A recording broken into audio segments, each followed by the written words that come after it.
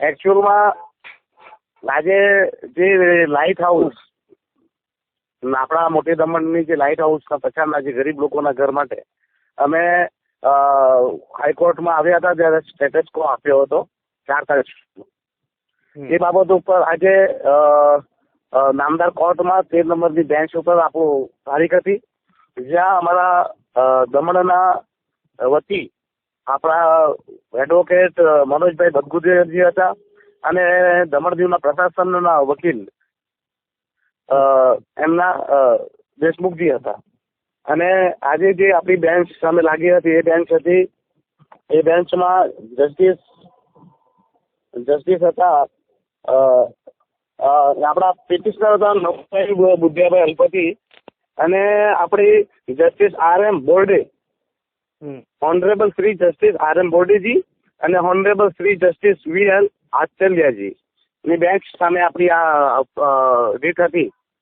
ત્યાં આપણા વકીલે એમને કીધું કે સર હવે એન્ક્રોચમેન્ટ નથી કર્યું, આ તો અમારી વસાહત છે, અમે 40 વર્ષથી ત્યાં રહ્યા છીએ અને અમે કોઈ પણ પ્રકારનું એન્ક્રોચમેન્ટ કર્યું નથી. અમને આપવામાં આવેલા હક પ્રમાણની અમારી આ જમીનો છે જેમાં અમે 40 વર્ષથી રહીને વસવાટ કર્યો છે. અમારા પરિવારનો વસવાટ છે, અમારા બાપ અને દાદા પણ વસવાટ કરતા હતા. જે બાબતે કોર્ટે સરકારી વકીલને પૂછ્યું તો તેમના પાસે કોઈ જવાબ નહીં હતો. એ પણ કહી શકતો ન હતા કે આ એન્ક્રોચમેન્ટ છે કે પછી એ વસાહત છે. ત્યાં એક એમની ચાંદની પારેખજી પણ હતી જેને સરકારી વકીલ વાત કરતા હતા ત્યારે સરકારી વકીલે પાછી એમ કીધું કે સર એ ઓર્ડર નથી આ તોડવાનું કઈ, આ તો એક અમારું નોટિસ છે, ચોક્કસ નોટિસ છે. તો એમ છે કે અમને તો ચાંદની પારેખનું ડેપ્યુટી કલેક્ટરનું કહેવાનું હતું કે ડેપ્યુટી કલેક્ટર પાસે ફરિયાદ આવી કે અહીંયા ઇલીગલ વસાહત છે, જેથી એ રિપોર્ટના હિસાબે અમે નોટિસ આપેલી. ત્યારે બેન્ચના માનનીય ન્યાયમૂર્તિઓએ કીધું કે 3 દિવસની નોટિસ આપી નહીં શકાય, લોકોને આવી રીતે બેઘર કરી ન શકાય, જેથી આ લોકોને એપ્રોપ્રિએટ સમય આપવો જોઈએ, એ લોકોની વાત રાખવાનો સમય આપો, આ લોકોને પૂરતો મોકો મળવો જોઈએ. એટલે 30 દિવસ સુધી કલેક્ટરને તમે એ લોકો ચોક્કસ નોટિસ આપશે, આપણે 30 દિવસમાં આપણા જવાબો રજૂ કરવાના અને 30 દિવસ પછી એ લોકો નક્કી કરશે આ વસાહત લીગલ છે કે ઇલીગલ છે. અને એ લોકો તેમાં ઇલીગલ બી માને પ્રશાસન, દમણ પ્રશાસન, તો પણ 15 દિવસનો સમય આપવામાં આવ્યો છે આપણા સ્થાનિકોને.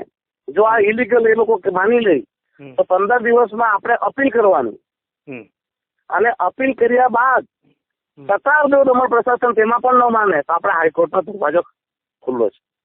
એટલે કહેવા જાય તો આજે પ્રશાસન, દમણ પ્રશાસને પીછેહટ કરી અને આપેલા ઓર્ડરને એ લોકોએ ફેરવી તોડીને માની લેવું પડ્યું કોર્ટ સામે કે ચોક્કસ નોટિસ છે. એટલે હવે 30 દિવસની નોટિસો આપવામાં આવશે, 30 દિવસનો તે રાહત અને પછી અપીલ માટેના 15 દિવસની રાહત. એટલે 45 દિવસ સુધી હવે મને નથી લાગતું કે આ લોકોએ ત્યાં માછીવાડાના વિસ્તારમાં બુલડોઝર ફેરવવાની તાકાત ધરાવે, જેથી આ હાઈકોર્ટની મોટી રાહત દમણ દીવના ગરીબ લોકોને મળી છે અને આશા રાખીએ કે કોર્ટ આગળ પણ આવી રાહત રાખશે અને આવો અન્ય જે પ્રશાસન કરી રહ્યું હતું એ કરી શકશે નહીં. ઓકે, ફાઇન, ધન્યવાદ.